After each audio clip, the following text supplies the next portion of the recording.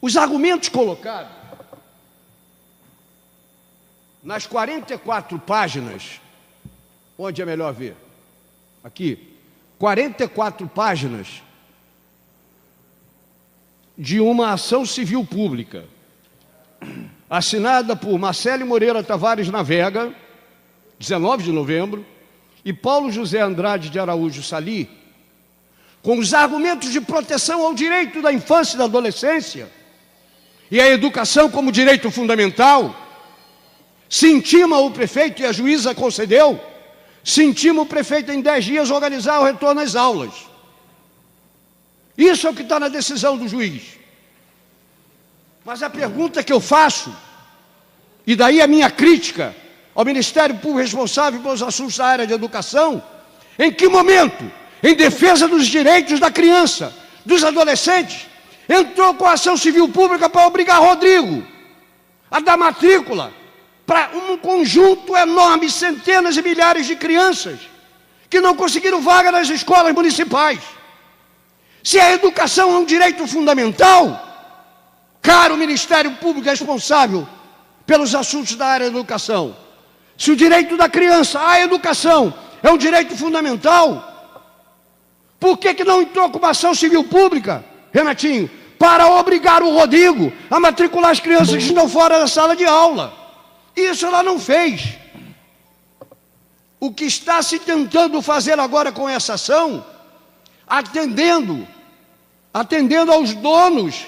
Registrar para o vereador Renato Carriello. Melhorias, Renato. E aqui, todos aqui estamos torcendo, nossos vereadores, aí, funcionários, pela sua recuperação. Tá? Espero você contar com você aqui em breve. Um beijo, tá? Continue, Paulo. Então, aí, encaminhando para o final, em nenhum momento o Ministério Público da Educação,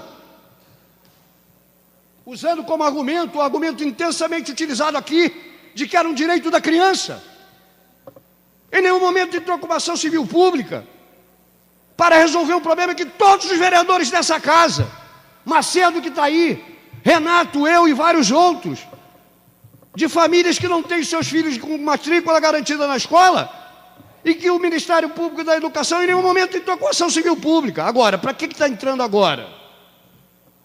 Porque no duro, nós não demos adequado tratamento às unidades e às escolas de educação infantil que funcionam objetivando lucro e que estão nessa situação de pandemia indo à falência e fechando, porque na hora adequada, e não foi por aviso de vários vereadores, eu inclusive, mas outros que são inclusive da base, da falta de tratamento adequado que nós deveríamos dar às escolas que visam lucro, que são empresas de educação, que deveriam ter tido um tratamento adequado quando nós estávamos discutindo empresa cidadã. As limitações de ajuda às escolas enquanto empresa cidadã fizeram com que boa parte dessas escolas, empresas, não tivesse ajuda adequada lá atrás. Não dava para dar tratamento a uma escola empresa tal qual se deu a uma oficina de automóvel, a uma padaria, a um pequeno negócio. Se nós queríamos de fato fazer com que as empresas e escolas pudessem ter uma proteção econômica, que pudesse garantir o pagamento mínimo das suas responsabilidades patronais com os professores, instrutores e demais trabalhadores das unidades de educação privadas, nós tínhamos que dar essa proteção lá atrás. E agora, para resolver o problema, uma juíza reunindo a vontade de proprietários de escolas de educação infantil, entra e consegue na justiça com os argumentos que jamais foram utilizados para proteger o direito da criança e adolescente, entra com uma ação para impor ao governo. Na manhã do dia de ontem, ou anteontem, eu recebi uma ligação em torno de meio-dia do secretário de Saúde,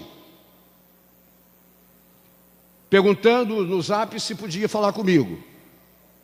Eu disse para ele o seguinte, com as palavras adequadas para falar no plenário: eu falo com você em alguns minutos, porque estou indo para a Câmara para tentar enfrentar isso que, no meu julgamento, é um absurdo, feito pelo Ministério Público do Estado do Rio de Janeiro. Ele escreveu de volta, Renato, era sobre isso mesmo que eu queria falar, queria te avisar que o governo vai recorrer. E eu quero dizer que está mais do que certo o governo recorrer. Porque perguntem àqueles que estão na linha de frente dos hospitais da cidade de Niterói para ver o que está acontecendo com a Covid. Não dá para, em nome de um direito que nós reconhecemos como tal, da infância, da criança e do adolescente, colocar em risco a vida, em especial a vida das comunidades que se privam da educação pública. Não estou falando de educação particular, da educação pública, que os filhos da pobreza ocupam as escolas públicas de Niterói e que vão para as suas comunidades onde não tem quarentena, onde não tem isolamento social, levando para os seus avós e familiares mais idosos o risco de contação da doença. É evidente que é um direito fundamental da criança e do adolescente, mas, sobretudo, é um dever nosso zelar pela vida. E nós vamos fazer ao contrário do que esse boçal, que acabou de se eleger, vereador, que disse em relação à bancada do PSOL: eu soube que a bancada do PSOL está agindo para impedir a volta às aulas. Eu não tenho mandato ainda, mas a minha equipe está movendo tudo para fazer com que essa ordem seja satisfeita. Cai dentro, meu amigo. Estamos esperando você aqui em janeiro na sua posse para ver o que você vai fazer enquanto vereador. Falastrão. Falastrão. Tem coragem de colocar nas suas costas a morte de crianças das comunidades de Niterói que ocupam a escola pública de Niterói? Canalha egoísta. Cai dentro, em janeiro nós estamos te esperando aqui. Mas nós vamos, junto com o governo, sim, sem nenhum problema. Nós vamos lutar com todas as nossas forças para que as nossas crianças e os nossos trabalhadores da educação, seja da rede privada, seja da rede pública, não corram os riscos de uma doença que está crescendo assustadoramente, aceleradamente em Niterói.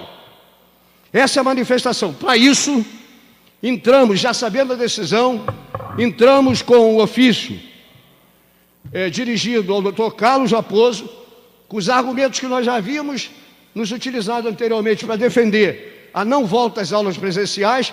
Entramos com um documento, vou repassar por zap a todos os vereadores, solicitando que os esforços da prefeitura sejam tomados para evitar que as aulas presenciais retornem.